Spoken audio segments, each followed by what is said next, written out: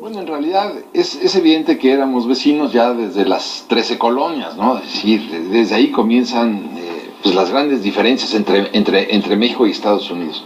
A lo mejor no viene bien al caso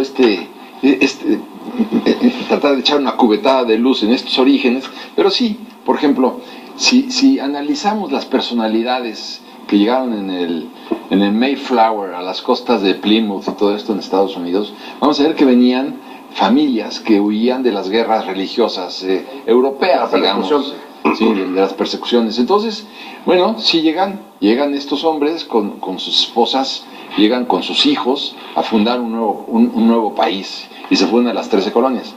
Ese es el origen. ¿Cuál es el origen nuestro? Bueno, sacan de las cárceles españolas a muchos presos para que vengan a la fuerza a México. Obviamente vienen sin sus familias, sin sus esposas. ¿A qué?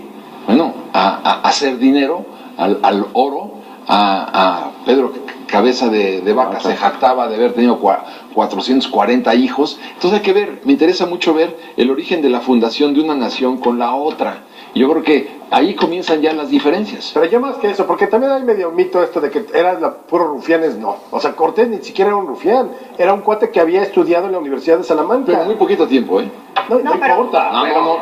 Parece es lo mismo que saques ahorita al Chapo y lo mandes a colonizar las islas Fiji. No, pero estuvo... A que saques al Mosh de la UNAM, que cuando menos pasó la preparatoria, y lo mandes a colonizar las islas Fiji. Ese argumento es muy válido, el de Cortés, y es con el que se ha lucrado política históricamente. Pero en realidad, si tú revisas los archivos de la Universidad de Salamanca, estuvo 3 o 4 meses nada más porque se aburrió, porque él era un hombre de armas. Y no que, por eso. Pero es que estudió Derecho, no acabó la carrera de Derecho. Es como si fuéramos todos hijos de ellos, y no lo somos. Venía otro, Alonso García Bravo, o sea, la gente que empezó a llegar era gente de Hernández del Castillo. Pero las mayorías eran de Salamanca. No, a lo que voy es que hablar de que sacaron de las cárceles íntegras y nos los dejaron venir, por favor. No, pero la mayoría sí. Yo más bien, ¿sabes dónde veo? Isabel, imponte. ¿Sabes dónde yo veo el conflicto?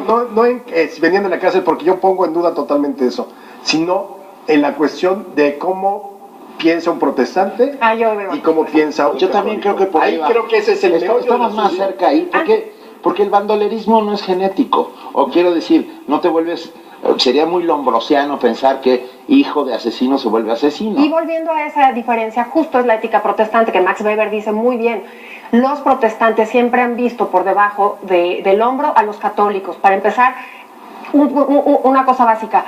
El mundo se viene a vivir aquí bien y no en la promesa del mundo futuro. Claro. El trabajo. No es tanto que los veas debajo del hombro, que es cierto, sino exactamente tu percepción de ti como ser humano en el mundo y en un más allá, si es que crees en él. En ese momento todo el mundo cree en el más allá, nada más que la diferencia es que los protestantes llegan a ese mundo, al más allá, habiendo trabajado, o sea, el paraíso está en la tierra con el trabajo. Con el trabajo, Sí, y el otro es mortifícate, sacrifícate, no importa que mientras sufras. Exactamente. Entonces ustedes no creen, descartamos el argumento de que no tuvo nada que ver el hecho de que unos llegaran con sus familias y los otros llegaran solos. Llegaron muy temprano. Porque los que llegaron con sus familias llegaron a exterminar a la población nativa, y aquí los que llegaron sin familia fundaron familias. Las mandaron llamar después también. Pero bueno, yo creo que nos estamos desviando del tema. Yo creo que el tema son las relaciones con Estados Unidos. Yo creo que ahí, en este punto hay un origen. Me encanta lo de la ética protestante. Yo creo que es definitivo, ¿verdad? Porque el trabajo ennoblece y dignifica. Y no salen con la tesis de que,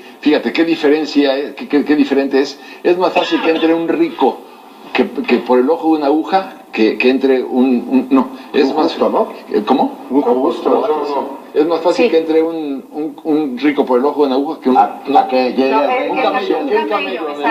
un rico en el reino de los cielos. Eso es un camello, sí. Y entonces el esfuerzo que tienes que hacer en esta vida es nulificado. Ahora, también la ética protestante te da este destino manifiesto que siempre está presente en los norteamericanos, que va a ser una de las grandes doctrinas con las que... Pero eso es posterior, ¿no? Yo te diría, está bien. Pero también el lenguaje, ojo, la patria es el lenguaje, decía Cioran. Hablábamos 2 idiomas distintos y nunca nos pudimos entender a pesar de que lo intentaron, porque proveníamos de diferentes lógicas, una protestante, Ahora, la otra es un católica. hecho. Sí nos tocó, nos conquistó el país más atrasado de Europa. Sin duda.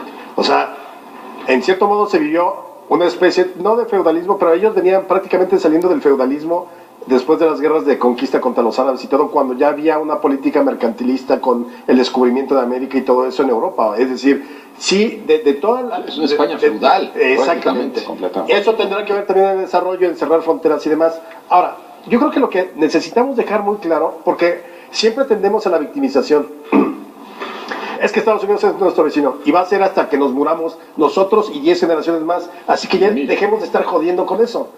Y todos los países han tenido problemas. ¿Qué pasó Polonia y la Unión Soviética? Sí. ¿Qué pasó Alemania? Polonia. Sí. O sea, ¿qué pasó Checoslovaquia y Alemania? Checoslovaquia y Austria. O sea, insisto, el problema siempre es la vecindad y siempre ha habido problemas. Así que Pero es la vecindad y la creación de los estados nacionales. Exacto. Porque es ahí donde está el verdadero problema. Exacto. En cuanto creas el estado nacional, cierras frontera, te conviertes en lo que está pretendiendo y hoy. surgen los nacionalismos. Un montón de... y no solo Europa, Europa, claro. está Europa todos los días se están cerrando. eferdeciendo. Estamos con regresando a encierro. los años 30. Exactamente. A ese nacionalismo, a ultranza, Primitivo, a ese salvaje. racismo también, de rechazas lo que es diferente. Pero antes que eso, hay otra gran diferencia que yo puedo advertir con claridad. Comparemos un país donde hubo Inquisición con países donde no hubo Inquisición. Comparemos, por ejemplo, la Inquisición en México, en Guatemala, en Colombia, en Venezuela, en Perú. Veamos el estado de desarrollo social, económico, cultural de esos países y comparémoslo con un Nueva Zelanda, con un Australia, con un Canadá, con un Estados Unidos, donde este fenómeno depredador, destructivo, castrante y mutilador no se dio. sucedió. Entonces, ahí también hay una gran diferencia. Los españoles se incorporan en sus territorios del Nuevo Mundo la Inquisición, que fue la institución favorita del diablo. Sin duda, los procesos religiosos son los que te dan cohesión, los que te dan tradición, los que hicieron que la sociedad mexicana fuera lo que es durante 300 años. Sí son modelos que se reprodujeron. La gran diferencia con la ética protestante inclusive es, no necesitas iglesia para hablar con Dios. Entonces, esa parte es muy distinta Y entre aquí unos y otros. necesitamos intermediarios, intercesores. Pero por otro lado también es una de nuestras instituciones y finalmente es una de nuestras caras y es una de las caras con las que llegamos a esta relación con el vecino. Somos así se vive en nuestra casa, con esto llegamos a esta relación bilateral y no podemos negar que es una relación que nos ha tocado bailar con la más fea, me parece muy coloquial decirlo, pero es la potencia más importante los últimos 150 años y nos ha tocado nuestras peores crisis en esos momentos en que ellos hacen la Porque yo creo que el planteamiento está en función de nosotros siempre hacemos las cosas con respecto a Estados Unidos.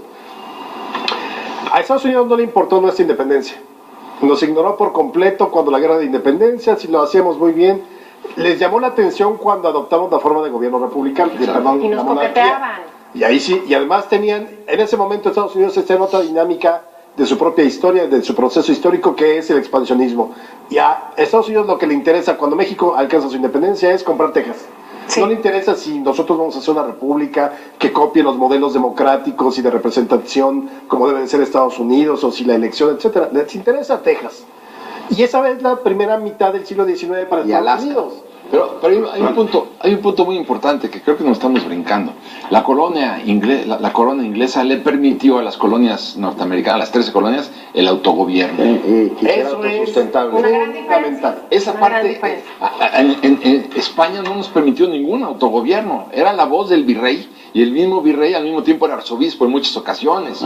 O sea que nada de autogobierno. Por eso cuando finalmente se da la independencia, no sabemos conducir al país. Y no tenemos... claro. Y no nada más eso, admiramos a las 13 colonias, admiramos a los nuevos, a los jóvenes Estados Unidos americanos por ese federalismo, por ese autogobierno y caudillos, bueno, nuestro siervo de la nación manda un representante, estamos constantemente buscando la acreditación de los norteamericanos de que nos ayuden a independizarnos, que nos ayuden porque vamos a poner una república federal.